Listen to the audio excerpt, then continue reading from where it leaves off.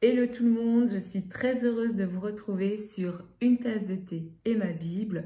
Aujourd'hui, on va parler d'un sujet qui normalement, en tant qu'enfant de Dieu, devrait vous intéresser. Et ce sujet, c'est la discipline. Pourquoi est-ce que je dis que ça devrait nous intéresser? Eh bien parce qu'en tant qu'enfant de Dieu, nous sommes appelés à être des disciples. Et un disciple, c'est quelqu'un qui doit être discipliné.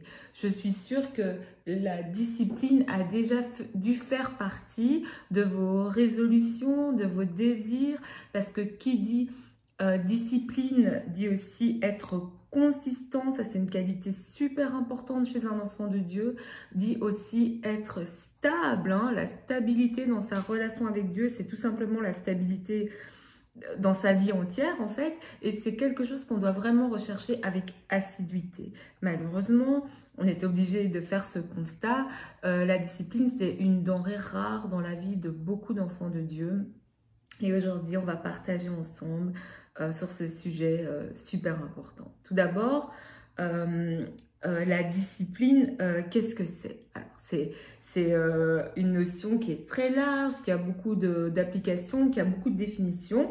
Mais ici, aujourd'hui, on va prendre la discipline dans le sens où c'est un outil de gestion qui vise à favoriser l'atteinte des objectifs. Donc la discipline, c'est un outil de gestion de quoi? De soi-même, hein, de notre temps, de notre vie, de nos décisions, etc., qui va favoriser l'atteinte des objectifs. Donc on voit que la discipline, c'est un élément hyper important si on veut porter du fruit. Comme on l'a dit précédemment, la discipline, c'est aussi un outil de stabilisation. Je vous assure que quand vous aurez développé de la discipline dans votre vie, dans votre communion avec Dieu, dans votre relation personnelle avec Dieu, dans votre lecture de la Bible, dans vos temps de prière, vous verrez que vous menez une vie beaucoup plus stable. Et ça, c'est un trésor inestimable. La discipline, elle est importante aussi parce qu'elle dépasse la motivation. La motivation, parfois, elle est capricieuse. Un jour, on a envie, un jour, on n'a pas envie. Un jour, on se réveille en forme et un jour, pas du tout. Et la motivation se fait la malle. Et à ce moment-là, si on n'a pas de discipline, on ne fait rien du tout. Si on n'a pas de discipline, on ne lit pas notre Bible. Si on n'a pas de discipline, on ne prend pas de temps de prière. Si on n'a pas de discipline, on met Dieu de côté en fait. Et c'est même pas ce qu'on veut, c'est simplement la conséquence du fait qu'on n'a pas de discipline, qu'on n'est pas quelqu'un de discipliné. Entre nous, à l'intérieur de nous, il y a un combat entre ce qu'on a envie de faire et entre ce qu'on doit faire. Quand ce qu'on a envie de faire croise ce qu'on doit faire, on va parler de motivation. Ah, aujourd'hui, je suis motivée. Mais quand il y a une différence entre ce qu'on a envie de faire et ce qu'on doit faire, la seule chose qui va faire qu'on fait ce qu'on doit faire et non pas ce qu'on a envie de faire, c'est la discipline. Et quand on dit, voilà, il y a ce combat entre ce qu'on doit faire et ce qu'on a envie de faire, en tout cas, moi, pour ma part, ça me fait penser au combat entre la chair et l'esprit. Il y a ce verset qui dit la chair a des désirs contraires à ceux de l'esprit afin que vous ne fassiez pas ce que vous voudriez. Donc, pour qu'on ne fasse pas ce qu'on veut, la chair a des désirs contraires à ceux de l'esprit et l'esprit a des désirs contraires à ceux de la chair. Et ça nous donne vraiment cette image, ce que je dois faire, autrement dit ce que l'esprit me demande de faire, et ce que j'ai envie de faire naturellement, autrement dit la plupart du temps, hein, ce que ma chair me demande de faire.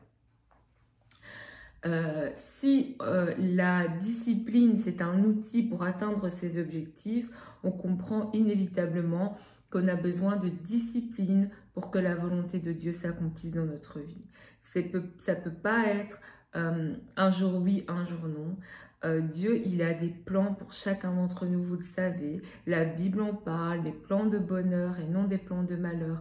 Mais pour que sa volonté s'accomplisse pleinement dans notre vie, rapidement dans notre vie, il faut qu'on soit discipliné. Je ne suis pas en train de dire que si tu n'es pas discipliné, le plan de Dieu ne va pas s'accomplir dans ta vie. Mais il y a des choses qui pourraient prendre plus de temps que nécessaire et te demander aussi par après plus d'efforts que initialement prévu, par exemple.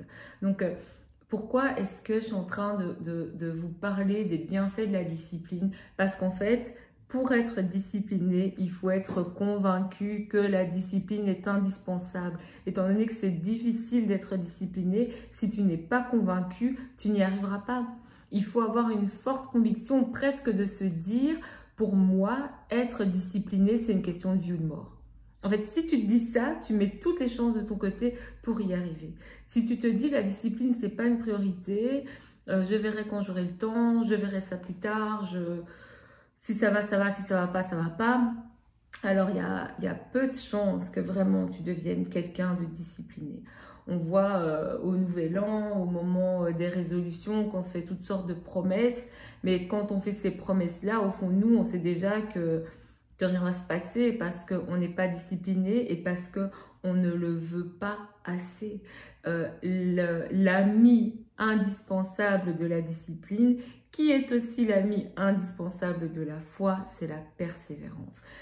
Installer une routine, on va parler de routine, hein, de discipline dans sa vie, c'est quelque chose qui peut prendre du temps. Et on va avoir tendance à se dire cette semaine-ci, tous les jours, je vais me lever à 6 h et je vais faire ma routine avec le Seigneur de 6 h à 6 h 45. Le lundi, ça va, le mardi, ça va, le mercredi, j'ai un quart d'heure de retard, le jeudi, j'y arrive pas, le vendredi, j'y arrive pas et le samedi, je me dis, ben voilà, de toute façon, j'ai raté en fait. J'ai réussi que lundi, mardi et autant m'arrêter là, je recommencerai plus tard, quand je serai prêt, quand ça ira mieux, quand il y aura telle ou telle condition qui sera remplie. On se trouve toujours toutes sortes de raisons pour reporter les choses.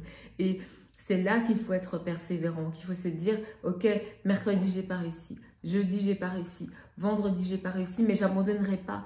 Et là, c'est déjà une mentalité de discipline qui est en train de s'imprimer en vous parce que tu te montres à toi-même que même si c'est difficile et même si j'échoue, je n'abandonnerai pas parce que je suis convaincue que la discipline, elle est vitale dans ma vie et que j'en ai absolument besoin.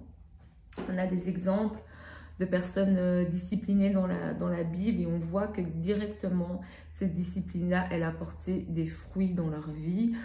Un bel exemple de discipline, c'est Daniel, hein, où on a son histoire au chapitre 1. Et au verset 8, il se décide et il dit, ben, moi, je m'abstiendrai des mets de la table du roi. Et ça, c'est ce qu'il devait faire, mais c'est probablement pas ce qu'il avait envie de faire. Vous pouvez vous imaginer toutes les choses appétissantes qui devaient se trouver à la table du roi, puis toute la pression qu'il y avait pour être trouvé en pleine forme, en bonne santé, etc.